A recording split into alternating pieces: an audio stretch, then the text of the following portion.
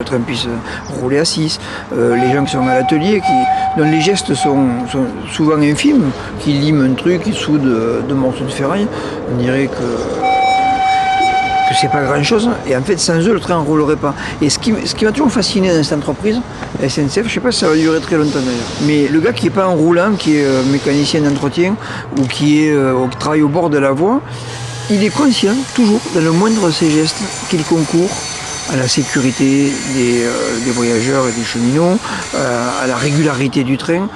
Il a une parcelle de travail qui paraît infime dans la chaîne qui fait rouler le train, et il en est pleinement conscient, et il est obsédé par la sécurité, par tout ça.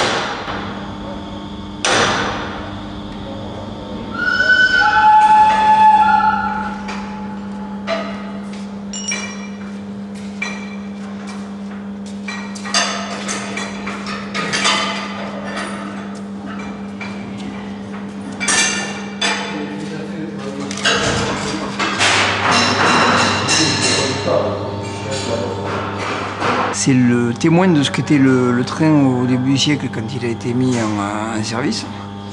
Et c'est des rames qui ont 100 ans.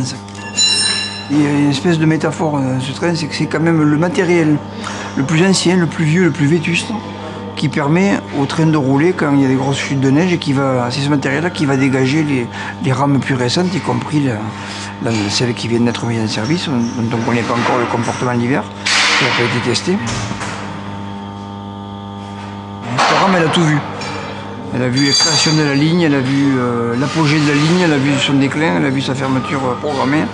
Et aujourd'hui, elle voit sa survie un peu compliquée, un peu aléatoire, mais ça survit quand même.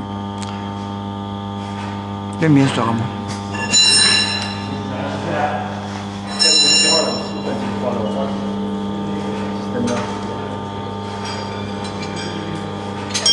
En France, c'est un matériel unique, quoi.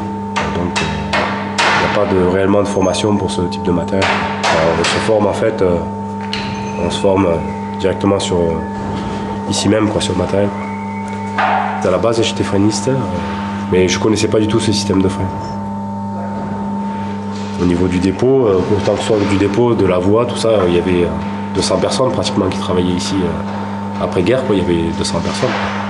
Et tout se faisait sur place même, le bobinage des moteurs, tout était traité sur Villefranche. C'était complètement indépendant. Tu as trouvé quelque chose pour marquer les marche-pieds? Oui. Je voulais des mondes. Après, mais je voulais pas tout couper.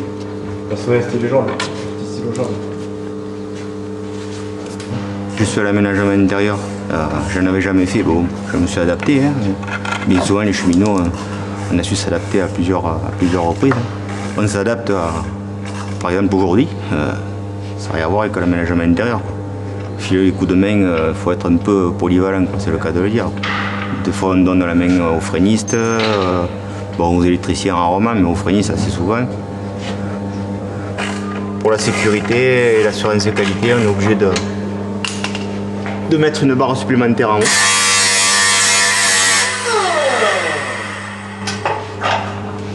Les portes ont été changées. Il y avait des portes en fer forgé qui étaient magnifiques. Et ils ont pondu des portes qui sont mises là. Elles sont toutes plates, ça ressemble à rien. Ils auraient pu garder la ferronnerie et la mettre devant la porte, ça aurait été joli, c'était super. C'était vraiment le truc d'époque. Mais bon, il y a des tentes pensantes au-dessus de nous.